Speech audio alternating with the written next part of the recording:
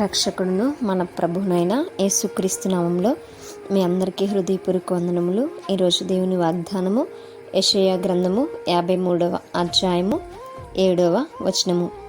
అతడు దౌర్జన్యము నొందెను, బాధింపబడినను అతడు నోరు తెరవలేదు. వధుకు తేబడు గొర్రెపిల్లయు బొచ్చు కత్తిరించువాని ఎదుట గొర్రెయు మౌనముగా ఉండినట్లు అతడు నోరు తెరవలేదు. హల్లెలూయా. మరి మాటలు యేసుక్రీస్తు వారి కోసం రాయబడినట్టుగా మనకి కనిపిస్తుంటాయి కదండి. యేసుక్రీస్తు వారి కోసమే యెషయా ప్రవక్త ద్వారా దేవుడు వీటిని రాయించి ఉంచారనమాట. యేసుక్రీస్తు వారి లోకంలో ఎలాంటి మరణం పొందుతారు అనేటువంటి విషయము ముందుగానే తెలియజేయబడింది. మనము చేసినటువంటి పాపము, మనము పొందుకోవాల్సినటువంటి శ్రమ అంతా కూడా యేసుక్రీస్తు వారు పొందుకున్నట్టుగా మనం చూస్తూ ఉంటాం. ఆయన్ను దౌర్జన్యము ఆయన అక్కడ పట్టుకున్నట్టుగా మనం చూస్తుంటాం. నిజమే కదా. ఆయన ఏ పాపము చేయనప్పటికీ, ఆయన ఏ దోషము కూడా చేయనప్పటికీ కూడా ఒక దోషిలా ఆయనను అక్కడ పట్టుకుని ఆయన అపహాసించుట మనం చూస్తూ ఉంటాం. ఆయనని ఎంతగానో వారు అక్కడ బాధ పెట్టారు. ఆయన అన్ని బాధలు భరించినప్పటికీ కూడా నోరు తెరవలేదు. ఎందుకు అనంటే దౌర్జన్యము చేసింది లేదా అంటే పాపము చేసింది ఆయన కాదు, కానీ మన పాపముల నిమిత్తం, మనము చేసినటువంటి అతిక్రమముల నిమిత్తం, మనము ప్రవర్తించినటువంటి వ్యర్థ ప్రవర్తన నిమిత్తం మనం ఉండవలసినటువంటి స్థానంలో ఎవరున్నారంటే ఆయన ఆ రోజున ఉన్నారు. కనుకనే ఆయన నోరు తెరవలేదు. ఆయన నోరు తెరిచుంటే ఈరోజు నీకు నాకు రక్షణ అనేది ఇంకనూ వచ్చేది కాదు.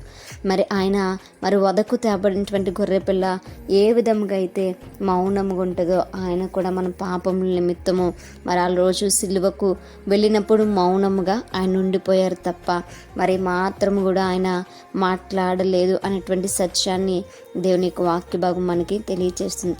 ఈరోజు పాపము చేసినటువంటి మనమే మన పైన నిందొస్తే భరించలేకపోతున్నాం కదా.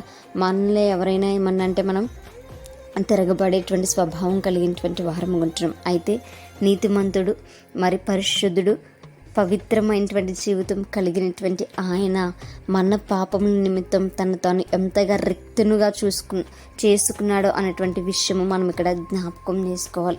ఆయన తగ్గించుకోవాల్సినటువంటి వ్యక్తి కాదు. ఆయన తగ్గించుకుని మన కోసం వచ్చాడు. అయినప్పటికీ కూడా ఆయన అంతగా తగ్గించుకుని వచ్చినప్పటికీ కూడా సిలువ మరణం ఆయన పొందుకోవాల్సి వచ్చింది. ఎందుకంటే మన పాపము అంతగా ఘోరముగా ఉన్నది కనుక, మనం చేసినటువంటి అతిక్రమములు అంత పెద్దవి కనుక ఆయన మౌనముగా వాటిని భరించాడు. ఈరోజు మనము కూడా మౌనముగా ఆయన సేవలో మనం ఉండాలి. ఆయన కొరకు మనం నిలబడినప్పుడు ఎన్నో హింసలు వస్తాయి, మనకు కూడా ఎన్నో శ్రమలు వస్తాయి. వాటినన్నిటినీ భరించగలిగేటువంటి వారముగా మనం ఉండాలి. వాటిని నిమిత్తము మనం తిరగబడేటువంటి వారముగా కాదు, కానీ దేవునికి కృతజ్ఞతాస్తులు చెల్లించి మనము కూడా సువార్తలో సేవలో ముందుకు కొనసాగింపబడేటువంటి బిడ్డలుగా ఉండాలి. ఏదేమైనా దేవుని యొక్క చిత్తము మన జీవితంలో నెరవేర్చబడాలి అనేటువంటి ఆకాంక్షతో మనం జీవించాలి. ఆయన నోరు తెరవకుండా ఎందుకున్నాడో ఆ పాపం నిమిత్తం మనము స్వతంత్రులుగా మార్చబడాలి. పాపమును విడిచిపెట్టి మనం జీవించాలి. ఆయన మన కొరకు చేసినటువంటి త్యాగాన్ని జ్ఞాపకం చేసుకుంటూ ఎల్లప్పుడూ మనము ఆ పాపం జోలికి ఇంకా వెళ్లకుండా మనము నూతన జీవితాన్ని మనం జీవించేటువంటి వారము ఉండాలి. అటువంటి కృప దేవుడు మనందరికీ కూడా దయచేయను గాక. ప్రార్థించుకుందాం. పరిశుద్ధుడ మహాగణుడ మీకు వందనాలు.